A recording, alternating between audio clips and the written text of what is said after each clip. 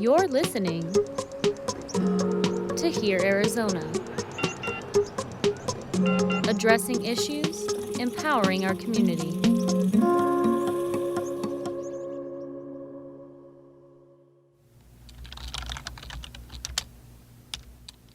Okay, so I'm going to look up some apartment listings for the central Phoenix area, and so I am zooming in on downtown right now. Okay, the first thing I clicked on is $2,400 a month for a 2-bedroom in a high-rise luxury condo. And right up the street from that, here's another one, $3,995 for a 2-bedroom.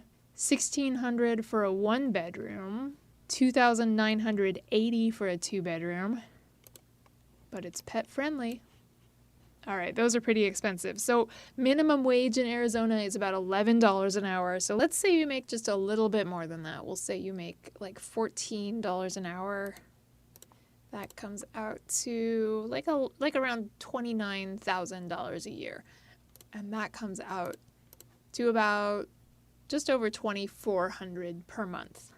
So if you wanted to stay within that 30% of your income to put toward rent, then you'd have to stay below like $800 for rent. So I'm going to put the maximum rent at $800 and see how that looks.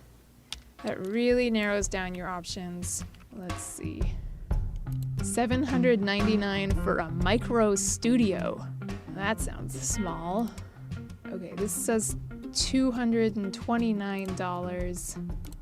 Oh, but then when you click on it, that's the weekly rate. So that's going to be more than $800 a month, and that's for like a room in, it looks more like a motel. So these are pretty tiny. If I had a kid in this scenario, I'd probably want like at least 2 bedrooms. So let's see what comes up if I set the maximum price to $800, minimum bedrooms to 2. Update the search. There is not a lot. Some of these look like they're probably scams. This is just an ad for like a house cleaning service. These aren't real listings. So if you're making a low income, but you work in Central Phoenix and want to stay close to that neighborhood, it really doesn't look like you have a lot of options that you could realistically afford on just one income down here. From Here, Arizona, this is Unaffordable. I'm Katherine Davis-Young. If you've been following along with us, you've heard about how Phoenix just wasn't designed for affordability. Wages in Arizona haven't risen at the rate housing prices have, and there are tons of obstacles to new housing construction, from zoning regulations to community opposition. But when it comes to building affordable housing, the biggest obstacle by far is the price tag. Real estate is really numbers. You know, you buy a piece of land, you build for a certain amount of money, and you have to charge a certain amount of rent or sales price to recoup your funds. It simply just doesn't pencil. The issue of affordability has to do with the cost of production. And that cost of production has to do with market forces. So it's just a matter of money. Yes. To put millions or tens of millions of dollars into a new apartment complex, then to charge super low rents on the finished units, that doesn't add up. But that's not to say it never happens. The roof is going on right now as we speak. I can see the roof truck right there pumping up the spray foam as we That's speak. Joe Keeper with Native American Connections. You may have heard him in our last episode. He's the director of real estate for the Phoenix nonprofit, and we talked to him on the construction site of a new building on 2nd Avenue that will have 74 units of housing.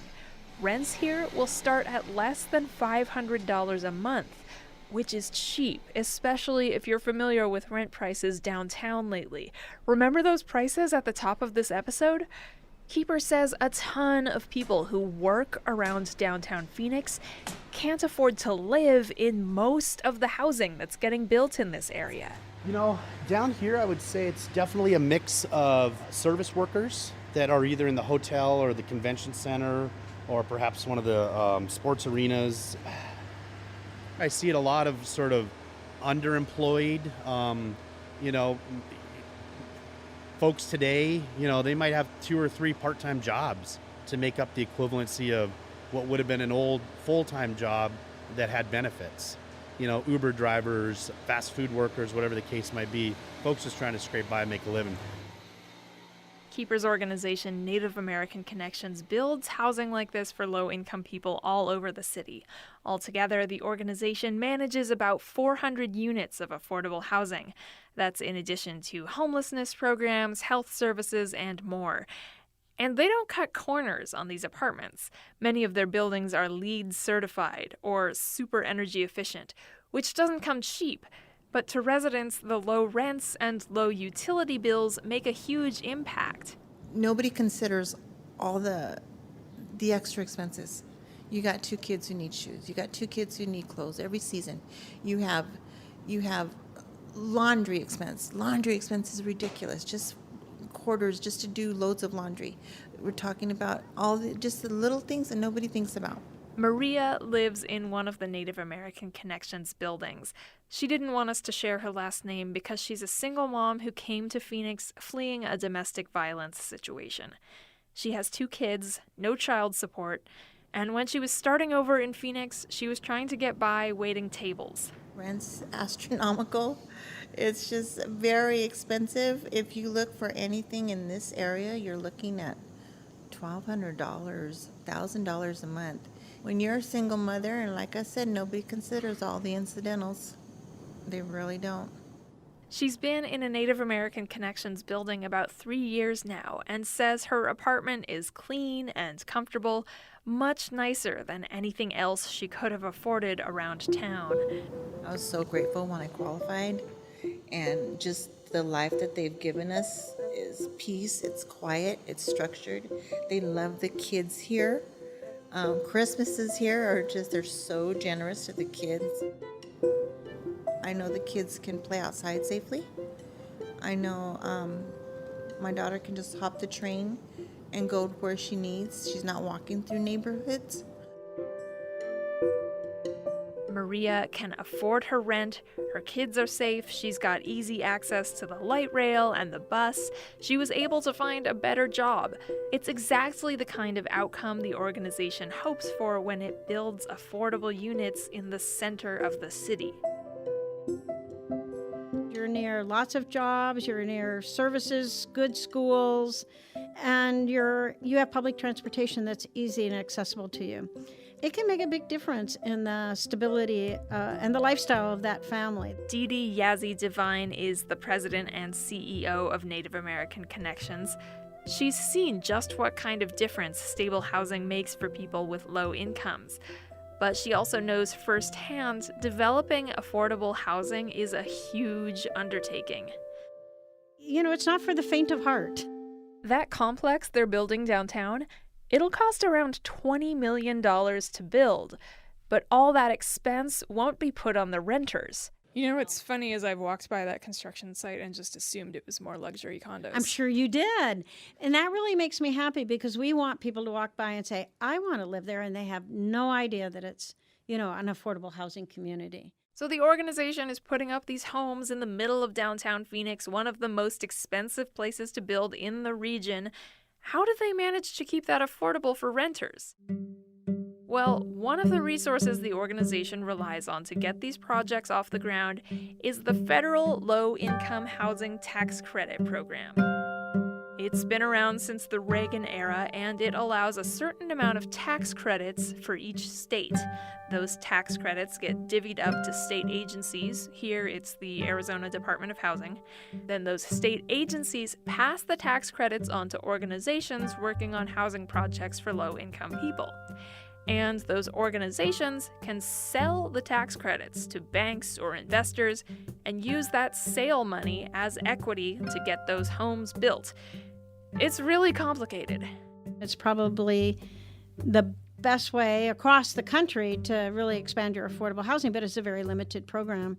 Some people will say it takes a couple $100,000 to get the tax credit application ready. You have to have site control, you have to have some preliminary drawings, you have to have some environmental market studies.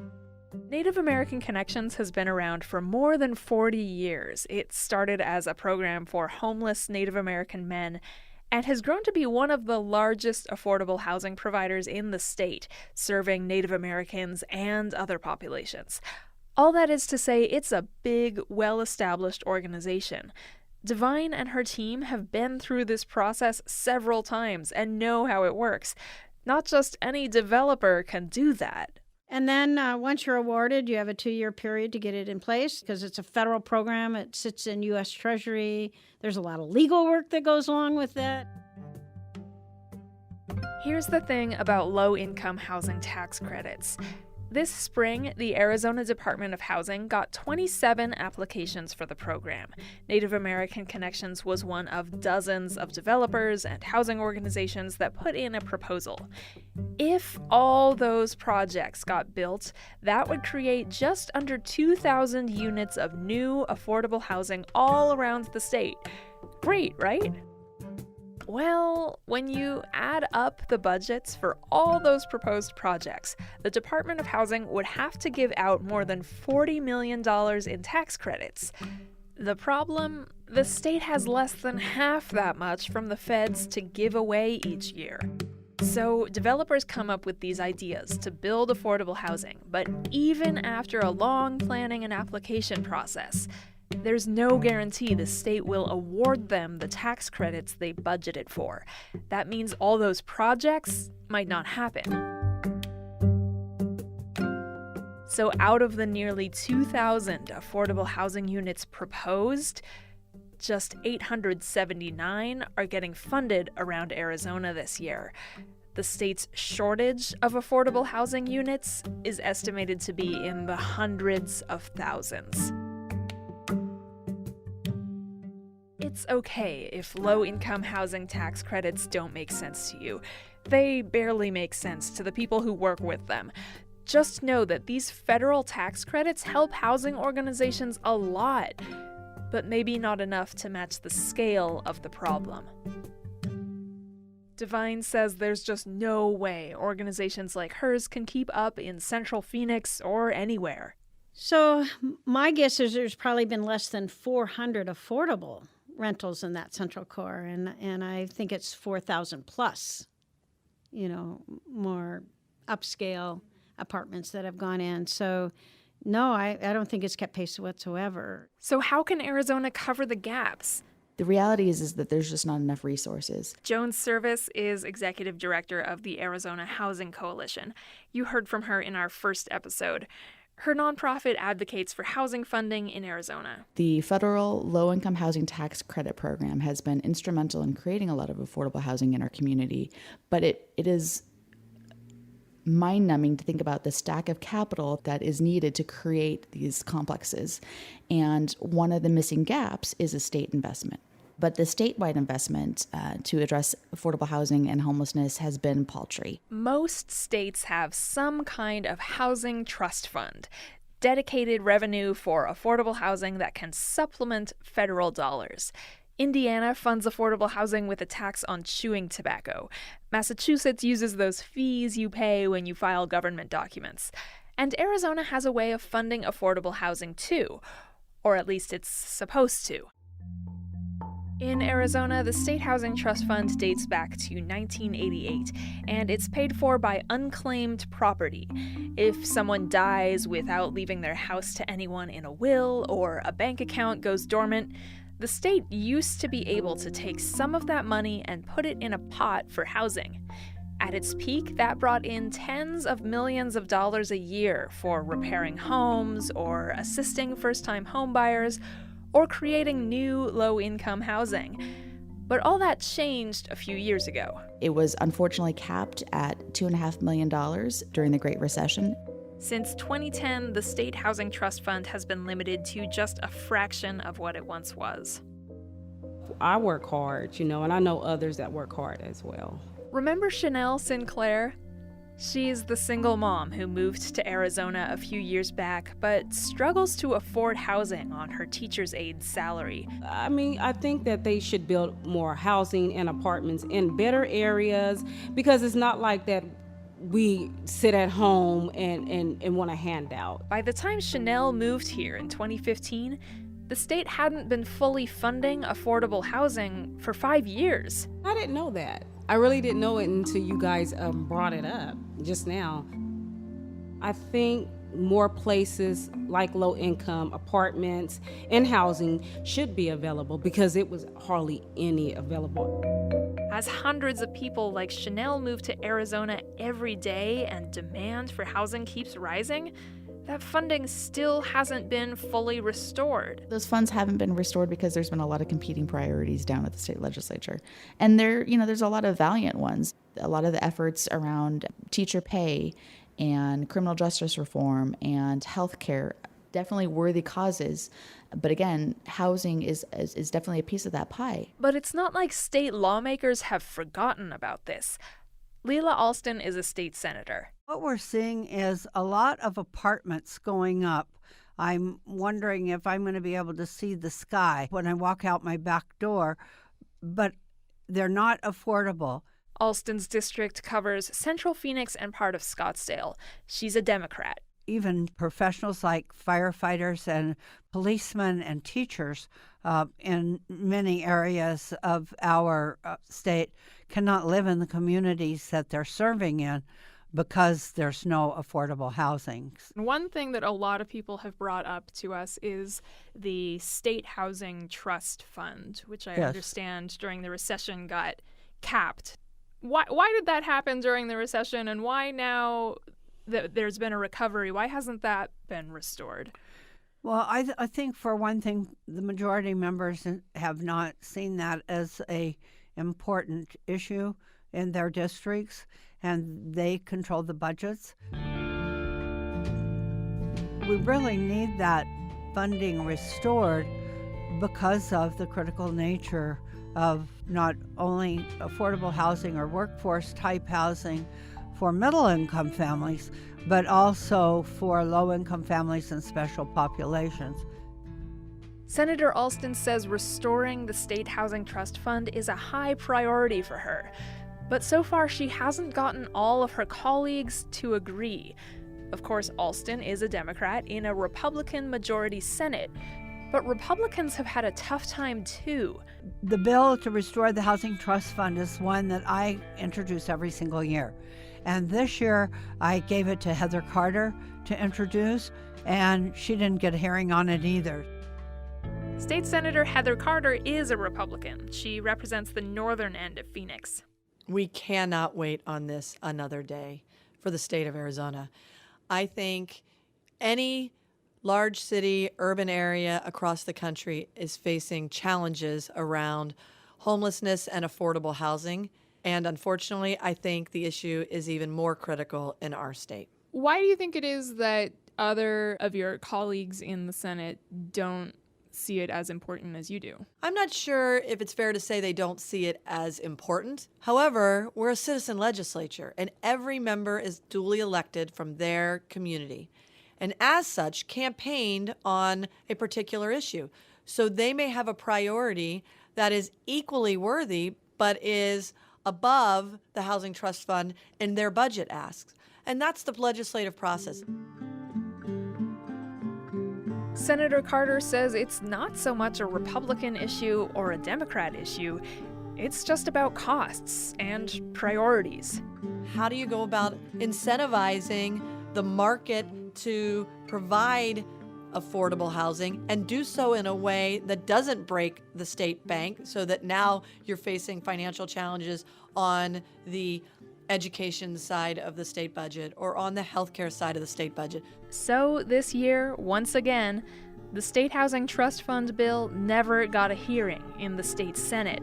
But as far as I'm concerned, as long as we're still in session, every legislative idea, good or bad, is still viable, and could come up at any point in time. Mr. Chairman, members, Senate Bill 1458 is the General Appropriations Act, also known as the feed bill.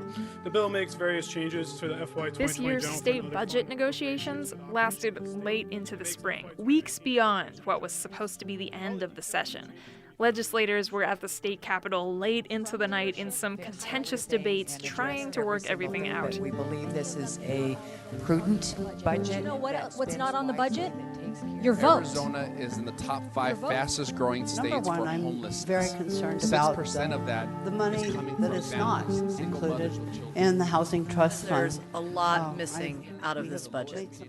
But in those tense final days of planning the state's spending before the end of the fiscal year, lawmakers agreed to put $15 million toward affordable housing. Mr. Speaker, I move that the House of Representatives of the 54th Legislature, first regular session, do now adjourn, sine die. Thank you for that motion. We've been waiting a long time for that. I guess all in favor, say aye. Those opposed will say nay. Appears the ayes have it, do have it, and so ordered. We are adjourned. For Joan's service, it's an encouraging step in the right direction, but not necessarily a long-term solution. We're pleased with that one-time investment, but we know that this, one-time cash infusion is not going to address the sustaining issue of homelessness and the lack of affordable housing. Service's concern is that there's now about 10 years of lost funding to make up for. And while $15 million will definitely help, it's just a one-time thing. Lawmakers didn't make any plans beyond this fiscal year. If we did nothing else, it would go back to its statutory cap of $2.5 million. But of course, we're going to go back down next legislative session and make sure that this is an ongoing conversation. More money in the fund isn't the final solution, but it does mean more services for homeless individuals, more assistance for people struggling to stay in their homes, and more potential for affordable housing to be built. The Arizona Housing Coalition estimates every $10 million invested in housing in the state would create more than $20 million in economic impact. That's an impact that would be felt by Arizonans like Chanel. I budget my money and I don't spend, if I have to buy clothes, it's every once in a while. I take care of my clothes and, I budget here and there. I definitely use Groupon or coupons. I definitely budget. Chanel has a full-time job. She takes care of her family and she's good with her money. Me and my sister, we talk about how she used to break her crayons, and it started back when we was little, but she said, you never broke your crayons. I've always made my bed. She was totally opposite, so I've always been like that. I've always had jobs, even when I was 12, babysitting, because I was a responsible person. But when there's just not enough housing available for people with lower incomes, $3,995 for a 2-bedroom, $2,980 for a 1-bedroom. That's not something you can figure out just by tightening your belt or picking up some overtime hours or clipping coupons. The shortage of affordable housing in Arizona is getting worse, but at least lawmakers, nonprofits, businesses seem to be taking more notice. On the next episode, we'll talk about what Arizona could do next to avoid a housing crisis. Plus, I'm so excited, I get butterflies in my stomach. We'll find out how Chanel finally resolves her own affordable housing problem.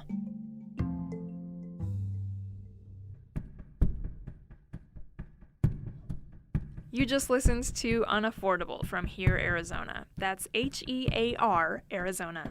This podcast is made possible by support from the Nina Mason Pulliam Charitable Trust. Since we're a brand new show, please subscribe, leave a review, and tell your friends to check us out. You can find us wherever you get your podcasts. And since we're all about empowering our community, we want you to be a part of the conversation. Follow Here, Arizona on Facebook, Twitter, and Instagram. In this episode, you heard from Native American Connections, the Arizona Housing Coalition, and from some of your state senators. For more information about these people and other Arizona organizations that work on the issue of housing, head over to our resource page at herearizona.org. Here, Arizona is a production of the Division of Public Service at Rio Salado College, which includes Sun Sounds, Spot 127, Soundbite, KBOK, and KJZZ. This episode was reported, written, and produced by Rachel Aronoff and me, Katherine Davis-Young, with contributions from Paul Atkinson. Linda Pastore is our executive producer. Thanks for listening.